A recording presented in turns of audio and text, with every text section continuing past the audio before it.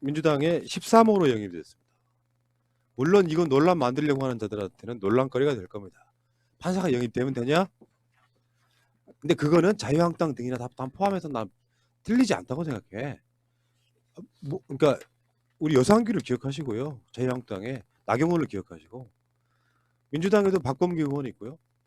그리고 지금 이수진 판사 또는 그 바로 전에 이탄희 판사가 들어왔는데 확실히 말씀드리지만 민주당은 인물을 생김새를 보고 뽑는 게 맞습니다. 저도 그런 느낌을 싹 받았는데 차마 아. 말해야 되나 조심스럽게 고민만 하고 있었는데 먼저 얘기해줘서 고맙습니다. 근데 연락 안 오지? 예, 뭔가 여보세요. 불출마 선언했지. 맞다. 조만간에 부장판사급 중진 법관으로는 처음이랍니다. 이렇게 영입된 케이스가 올해 그렇다는 건지 아니면은 그러니까 올해 그렇다는 거겠죠. 그 전에는 뭐 부장판사급은 뭐 있었을 테니까요. 어쨌건 지금 이수진 변호사가 들어오면서 그냥 판사 출신이라 그러면 사실 큰 의미는 없고요. 사법농단을 알렸던 이탄희, 이수진 이 두 판사가 들어옴으로써 만약 이 두 사람이 국회의원이 된다면 사법개혁에 상당히 큰 동력이 될 거라고 봅니다. 왜냐하면 이게 일종의 전문성이거든요. 결국에는 행정, 입법, 사법이라고 나뉘지만 사법부마저도 결국엔 입법부의 힘으로 통제할 수밖에 없는 것이죠. 그런 면에서는 이수진 판사의 영입이 크게 좀 잘 쓰였으면 좋겠어요. 이번에 영입 인사들의 법조인들이 되게 많아요. 이 부분이 특히나 이탄희 판사나 이번 이수지 판사님 보면서 확실히 그 사법개혁에 대한 민주당의 의지가 좀 많이 읽히더라고요. 심하게 읽히더라고요. 네. 그러니까 박주민 의원이죠. 박주민 최고위원이 그 4년 임기 동안 하지 못했다고 자기 스스로 자책하는 것 중에 하나가 사법개혁 그리고 사법농단에 참여했던 66명의 법관들에 대한 탄핵 이걸 이제 어떻게든 해내야 된다. 그래서 이 사법개혁이 내부적으로 시작될 수 있는 어떤 신호탄을 국회에서 이제 밀어줘야 되는데 그걸 못 해낸 게 이제 통탄한다는 이제 그런 이야기를 했는데 이탄희 판사와 이수진 판사도 똑같이 생각하고 있을 겁니다. 그게 이제 정치라는 게 그러니까 원론적으로는 대표성을 띠느냐가 중요하죠. 우리 국민의 목소리를 대변해 줄 수 있느냐. 그런데 기능적으로 봤을 때 전문가도 반드시 필요하거든요. 그러니까 언론들이 판사들이 이렇게 국회로 자꾸 들어가는 게 뭐 법 전문가들끼리 모여서 법 만드는 게 국회냐 이렇게 비판할 수 있어요. 그런데 이게 어쩔 수 없이 그 사법이라는 어떤 영역 자체가 워낙 정교한 분야이기 때문에 정치적으로 밀어붙인다고 해서 다 해낼 수 있는 게 아니잖아요.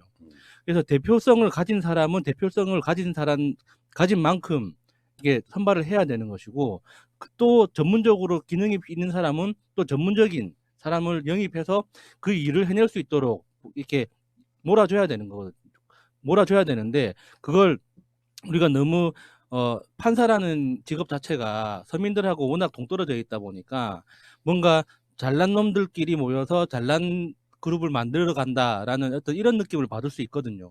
근데 그렇게 걱정 안 해도 된다는 거죠. 그 부분은 너네도 몇 명 판사 있잖아, 우리도 몇 명 판사 있잖아, 이렇게 유치하게 접근할 문제가 아니고요.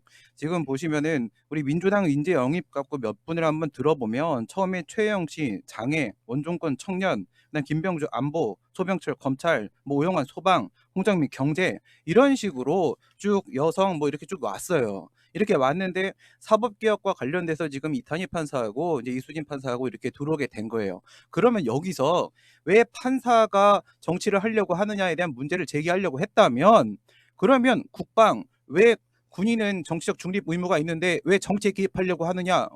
청년 왜 어린애들한테 그런 것을 맡기느냐? 이렇게 모두 비판해야 돼요. 그런 문제가 아니라는 거죠. 내부에서 그것을 경험해 본 사람만이 자신의 전문성을 바탕으로 해서 어떤 문제가 제시되었을 때 그에 대한 대책을 내놓을 수가 있는 거예요. 경험이 없는 사람은 대책을 내놔봐야 이론적이고 관념적인 접근밖에 안 된다는 거죠. 네, 맞습니다. 이분이 서울대 경제학과 졸업했어요. 그러니까 법학과를 나온 게 아니고 근데 이제 항상 드리는 말씀이지만 서울대 나오고 하버드 나온다 그래서 좋은 사람이 되는 건 아니에요. 강용석 보시잖아요. 그러니까 진짜 중요한 건 개념이라고 생각해요. 어떤 현상에 대한 개념, 그 개념을 갖추고 있으면 무엇이 문제인지 사회적 부조리가 보입니다. 그 구조를 갖고 생각해 보십시오. 판사라고 하는 공무원의 입장에서 자신들이 갖고 있는 자신들의 적폐성이랄까 이런 걸 밖으로 밝히기가 쉬울까요? 개념이 있기 때문에 가능한 거라고 생각해요. 그러니까 지금 뭐 진중권 이야기도 있고 뭐 별 사람들 얘기가 다 있습니다만 진짜 중요한 핵심은 뭐 판사였다가 민주당에 영입하는 게 중요한 게 아니라 진중권은 그렇잖아요. 조국 장관 가족은 욕하면서 검찰력은 안 해. 그러니까 사법부가 갖고 있는 적폐성은 우리가 재판 건건이 나올 때마다 느끼는 거 있잖아. 진짜 개혁 대상은 검찰보다 더 사법부다라고 느끼는 경우가 많잖아요. 그 어마어마한 조직 내에서 우리 사법부에 문제가 있어라고 말하는 사람. 나는 이런 분들은 필연적으로 정치권에 영입될 수밖에 없다고 생각합니다. 왜? 그걸 바꾸는 데 있어 사법부에 남아 있어서 바꿀 수 있는 게 아니잖아. 입법부에 들어와서 법을 바꿔야만 바꿀 수 있는 거기 때문에 이런 개념들, 이 용기, 이 개념 이런 것들이 세상을 바꾸는 힘이라고 생각해요. 물론 나중에 뭐 국회의원이 되거나 하면 우리가 또 욕을 할 수도 있겠죠. 다만 이런 동력들이 많이 만들어져야 뭐 박주민 의원 보세요. 이를테면 세월호 변호사라는 타이틀로 들어와서 4년 내내 다른 것도 많이 했지만 또 박주발이 해가지고 발의만 엄청 했지만 실제로 그런 전문성 갖고 그쪽에 계속 접근하고 있지 않습니까? 진짜 사법 개혁이야말로 정말 중요하거든요. 지금 우리 그 공수처가 생겼다고 하고 공수처가 생겼으니까 판사들도 수사 대상이라고 하지만 결국 그들을 판결하는 건 또 다시 판사가 돼버려요. 이게 굉장히 심각해요. 김성태 부분도 저 같은 경우는 김성태 판결도 결코 검찰만 잘못한 게 아니라고 봐요. 양쪽의 콜라보라고 봐요. 검찰과 판사 쪽에도 문제가 분명히 있었다고 보고 우리 김경수 도지사님 판결 굉장히 말도 안 되는 일이 일어났어요. 어떻게 내부 심리를 뒤에 기자들이 있는 상황에서 공개를 해요. 이런 상황을 보면서 우리가 재판 하나하나 어떤 주목받는 재판 하나하나를 보면서 법과 원칙을 따지는 게 아니라 그 판사가 누군지, 그 판사 과거에 어떤 판결을 했는지, 어떤 성향인지 말 한마디 한마디 사이사이에 있는 행간을 읽으려고 노력을 해야 되는 게 우리나라 사법부의 현실인 거예요. 어떤 판례가 이렇다, 어떤 판결이 되면 이렇게 돼 있었다, 법이 이렇다, 그러니까 결과가 이렇게 나올 것이다. 법이 해야 될 가장 중요한 일인 예측 가능성이 완전히 망가져 버려 있는 거예요. 그 왜 사법부를 견제할 방법이 우리나라 현재 사실상 없어요. 양승태 시기에 국가에 대한 배상 판결 모조리 다 뒤엎어버렸지만 어떻게 견제를 못하는 거예요. 현 방법으로는. 그렇다고 해서 법치행정을 해야 되는 행정부, 대통령이 이걸 마음대로 할 수 있는 게 아니거든요. 결국 국민의 손에 의해서 통제를 돌려받아야 되는데 이게 될 수 있는 유일한 방법은 입법부를 통한 거죠. 안 되면 개헌을 해서라도. 근데 개헌도 결국 입법부가 해야 되는 거거든요.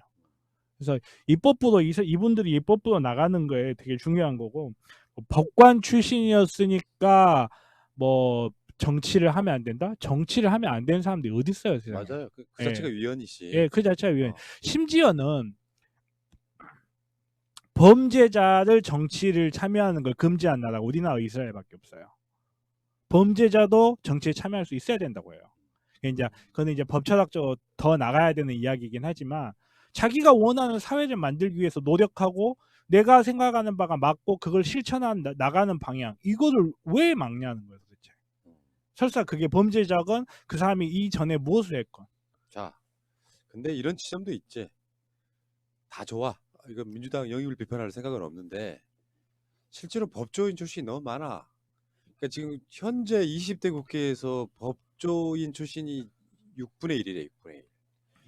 우리나라 국민들 중에 딱 그 숫자에 맞을 필요는 없지만 예를 들어서 가장 큰 의미는 직업별로 한다 그러면 직업별 어느 정도 수준을 맞춰야 되거든요.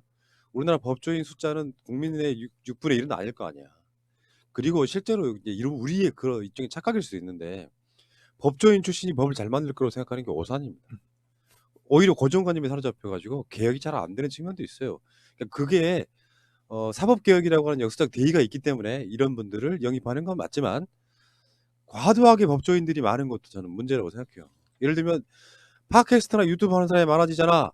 그러면 유튜브 출신도 하나 있어야 돼. 그래 자기들 목소리를 내는 거고 연령대로 따지면은 투표권이 있는 모든 연령대에 나는 국회의원들도 자기 신들의 어떤 연령대를 대변할 수 있는 국회의원 나와야 된다고 생각해요. 그러니까 지금 대한민국에 확실히 이번 국회에서는 20대나 30대 국회의원이 꽤 많이 나올 것 같긴 해요. 흐름이기도 하고. 근데 더 중요한 건 그런 게 있더만. 여성들 비율이 너무 낮아요. 국회는 작은 대한민국이 돼야 되는데 5천만 인구 대 다양한 인구 구성을 300명에 몰아넣다 보니까 답이 안 나는 거예요. 그러니까 프랑스 같은 경우는요.